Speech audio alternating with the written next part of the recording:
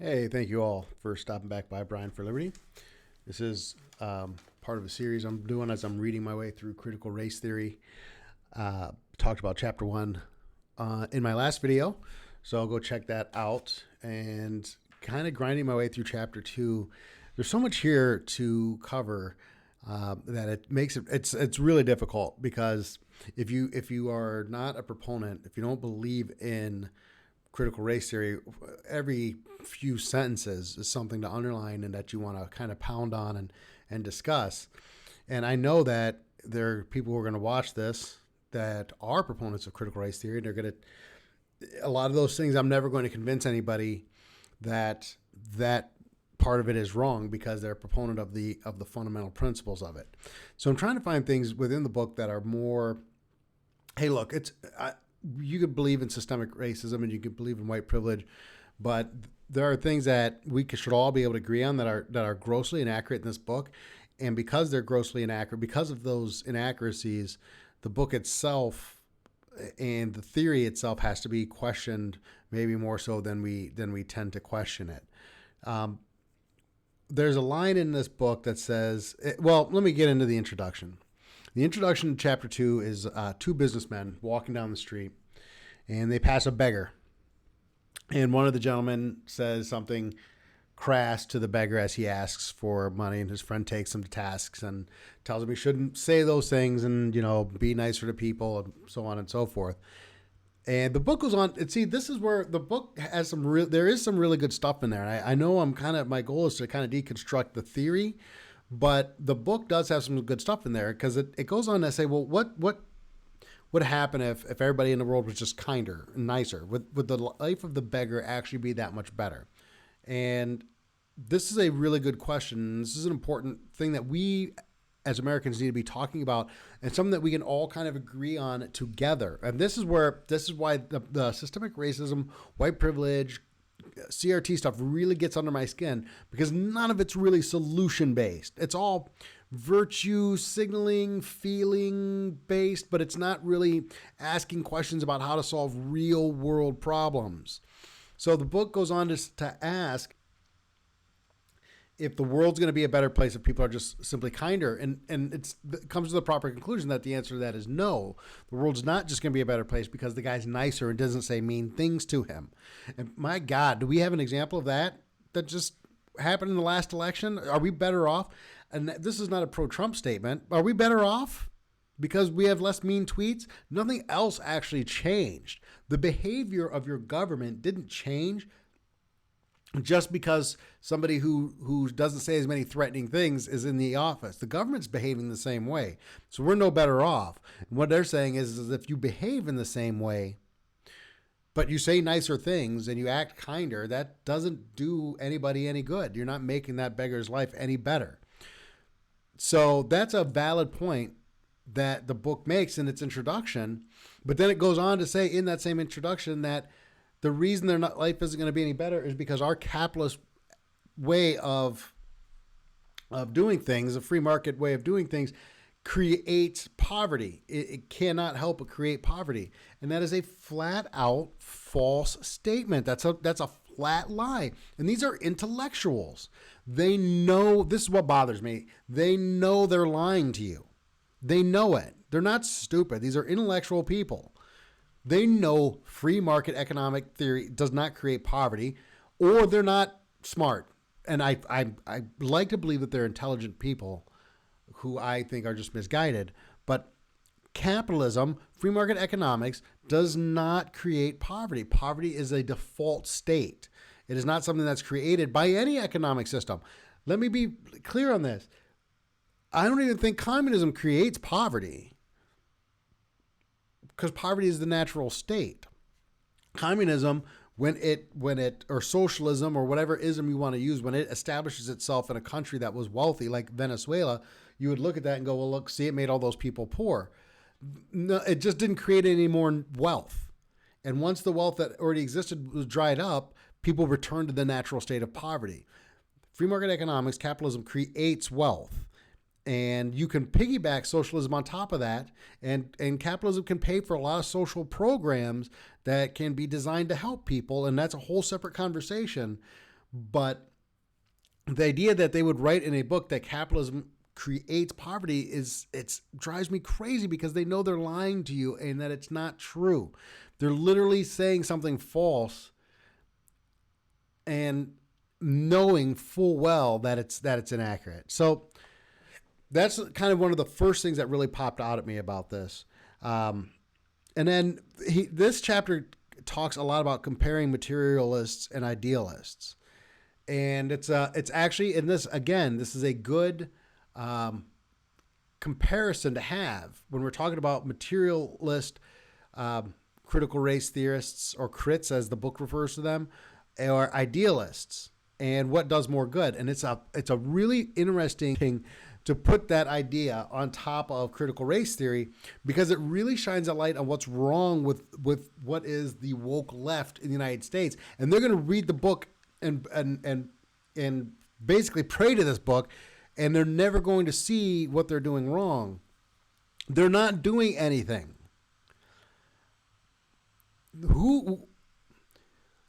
All those white folk who were carrying signs all summer, where are they? Did they sell their houses and move to black neighborhoods? Did they put their kids in black schools? Did they take some money away from their 401k savings and direct it towards a black college fund? Are they at the black churches, finding out where the needs are in the black community? Are they doing anything that would require effort or sacrifice on their part? The answer, I would say, by and large, I'm not saying there are none, but I'm saying the vast majority would be, the answer is no. They're done. The virtue signaling is over. They won the election. They got their way. They got to feel really good about themselves for a few months. Look what we're doing. We're doing this great thing. And now they're gone. It's over. And you're left in the burnt neighborhood. You're left with the repercussions of all of what happened. And they're gone because they're idealists. And they believe that if we could just make everybody understand systemic racism and make everybody understand white privilege, that'll solve the problem. No, it doesn't solve the problem. It doesn't solve the problem. The problem is poor children are trapped in crappy schools, and that's white and black children and Hispanic children. The problem is that we sold our manufacturing base out of the cities and left these people living there with no way to earn an income. That's a problem. The problem is that we created a welfare state that any clinical psychologist would tell you creates dependence. We've spent over $1 trillion on wealth transfer payments in this country, and all it's done is create dependence. It hasn't elevated it. We don't have less poverty now than we did, but we've spent all this money. It doesn't make sense. We're not solving the problem. We have 70% of African American children in this country being born to single mothers, compared to 25% with whites. And that's a problem. You got to solve for that problem. And let me tell you why they don't solve that problem. They don't even want to talk about that problem. Listen, they don't even want to talk. They don't even want to have the conversation about that problem. Why? Because that's a hard problem to solve. And the solutions are not going to be popular. And politicians don't care about unpopular solutions to real problems. They care about the language that they can utilize to manipulate the population into voting for them. That's what they care about.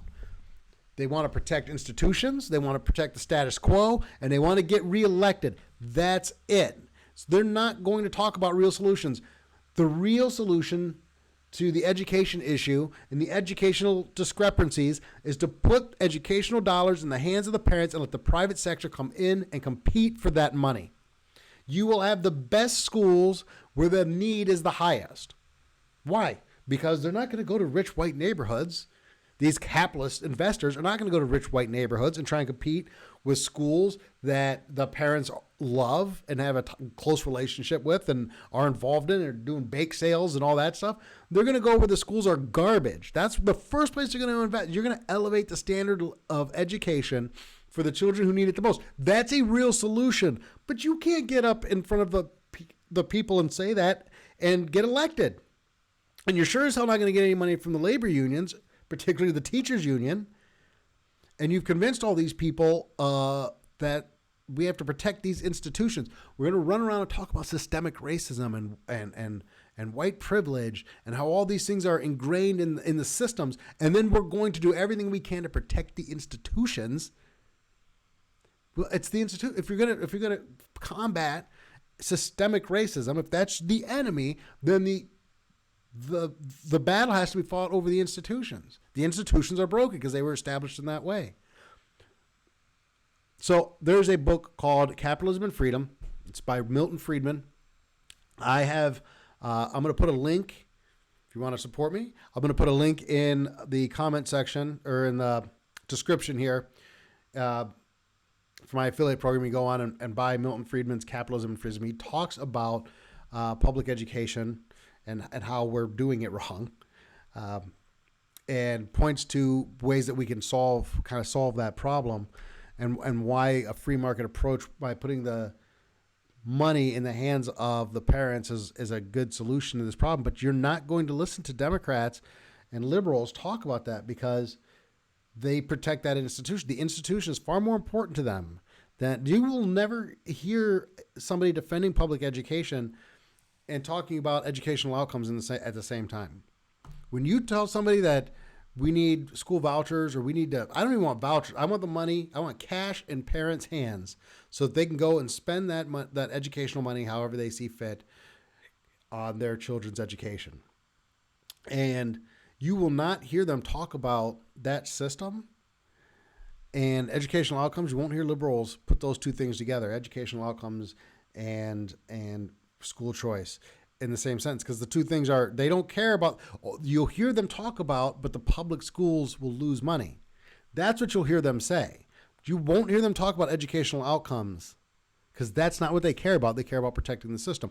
Yes, I know. I'm going to walk with you and I'm going to carry the poster board and the signs and, we're all in this together, BLM and all that stuff. Hey, why don't we let poor inner city parents send their kids to whatever school they want? Well, we got to protect that's where it starts, man. It starts with the education. You got to educate these kids. You got to have these poor children of all races have access to a quality education. And then that's how you start eliminating poverty, because this isn't about ending systemic racism or white privilege. It's about ending poverty. That's what you really want to end. And those solutions are complicated, and you're not going to have politicians going out on the campaign trail and wanting to talk about that stuff because that's hard. And the solutions are unpopular, and their primary purpose, their primary goal in life is not to serve you or to make your life better. It's to get themselves reelected. So when I read CRT, when I'm reading chapter 2, and the comparison between materialists and idealists, and if you haven't read the book, go get it so you kind of get a better idea what I'm talking about. I'm going to hit chapter 3 here pretty soon. The comparison between materialists and idealists, I want you to focus on, if you're reading this book, I want you to focus on actions versus, and marching in, let me explain, marching in a protest is not an action. It's not. It's not helping anybody. It's not stopping the next George Floyd from happening. It's just not. Stopping the next George Floyd from happening means going into that neighborhood and finding areas of need. It means going into that neighborhood and mentoring. It means going to that neighborhood and asking the community leaders in that neighborhood what that community actually needs to help. That's what that means.